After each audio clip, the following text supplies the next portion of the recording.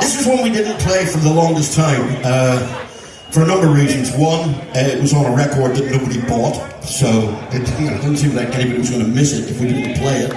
But more importantly, it was one of the many songs that I very cleverly wrote in a key that I couldn't fucking sing in. So, and then somebody pointed one of these things out to me and went, you know, you can just slap one of those on the guitar, it changes the key for you.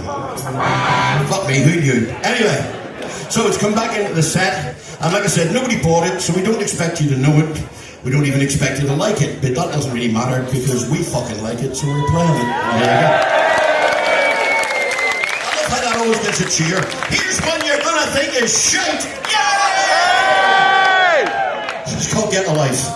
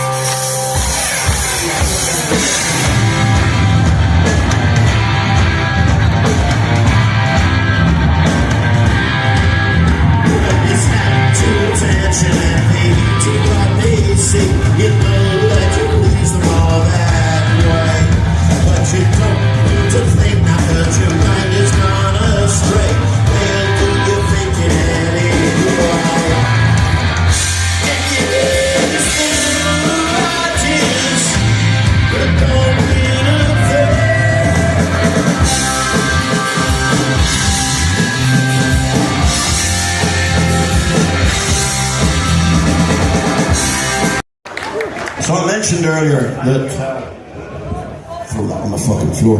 Mentioned earlier that we grew up in Belfast in Northern Ireland, and at the time, one of the downsides to being there, quite apart from all the stuff that was going on, was because of the Troubles, bands wouldn't come and play. They were either too afraid to, or they couldn't get insurance to, or for whatever reason, they just wouldn't come and play. One or two did, but not many. And at the time, there were a lot of bands we all wanted to see, but one band in particular we really wanted to see. And amazingly, they announced the show. And we were like, you're fucking kidding. So we all went and bought tickets and got down there on the night of the gig to be met at the door of the venue at about 6:30 in the evening by this guy in a suit and a bow tie, basically telling us that the show was off, the band couldn't get insurance, and we should all just go home. So, it being Belfast in the 1970s, we rioted, because that seemed like the thing to do. Yeah, nothing like overreacting. We used to riot if your bus was called off, for fuck's sake. Anyway, it was more of a scuffle, to be fair.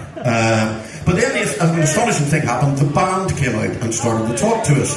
And they promised that they would come back in a few months and play. And amazingly, they did. They came back in the October of that year. And that night was the first night I ever laid eyes on Joe Strummer. And to say that that had an effect on me is to put it mildly. I mean, for those of you who saw The Clash or the Mescaleros, you know that, not just were the songs great, but Joe's stage presence was fucking electric. He was incredible. But the thing that impressed me the most was they came out, they made a promise to us, they kept that promise, and there was no rock and roll horse shit with it. So, if we took anything from The Clash, I hope we at least took that. So this is a song for Joe, wherever you are. This is a song called Strummerville.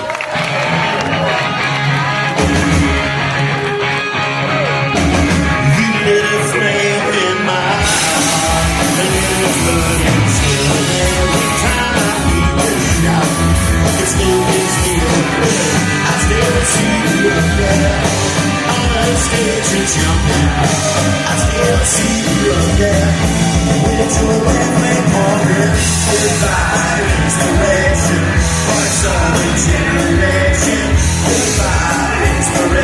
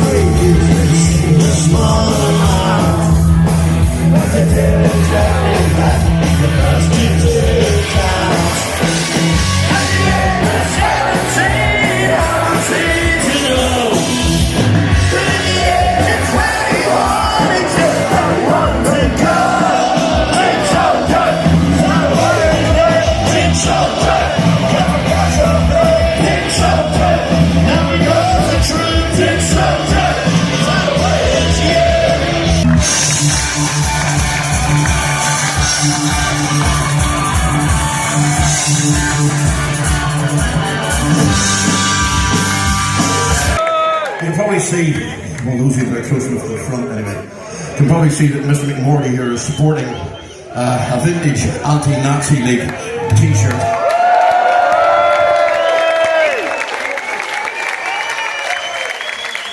Back in the day, we tried to play as many rock against racism shows as we could possibly fit in. And this next song was written by people who were very, very proud to call friends, and they were pretty much the physical embodiment of everything that that organisation stood for. So please, please, please try to find the fucking good in people and don't go out fucking chucking bricks at one another. It's not going to get you anywhere. Thanks a million for coming out tonight. It was an absolute fucking joy to play for you. Hope you enjoyed yourselves. Get home safely. Good night!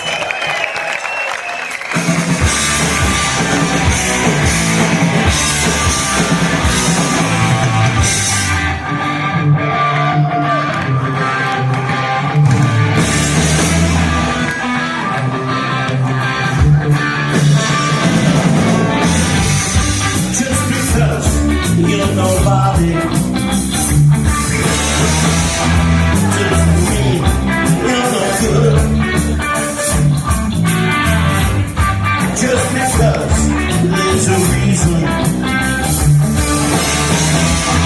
doesn't mean it's understood. Doesn't make it alright.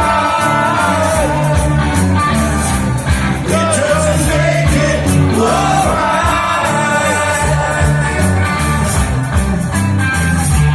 It's so